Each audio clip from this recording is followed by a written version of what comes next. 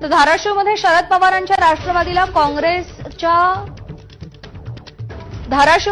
पवारांच्या राष्ट्रवादी काँग्रेसला अजित पवारांनी धक्का दिलाय। परंड्याचे माजी आमदार राहुल मोटे अजित पवारांच्या राष्ट्रवादीत प्रवेश करतील। शरद पवारांची साथ सोडत माजी आमदार राहुल मोटे अजित पवारांचा घड्याळ हाती बांधतील।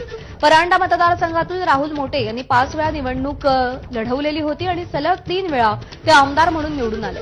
मागच्या निवडणुकीमध्ये शिवसेनेच्या तानाजी सावंत यांच्याकडून 1,500च्या फरकानं मोटेंचा पराभव झाला होता। धाराशिवमध्ये अजित पवारांच्या राष्ट्रवादी काँग्रेसचं बळ या पक्षप्रवेशामुळे निश्चितच वाढणार आहे।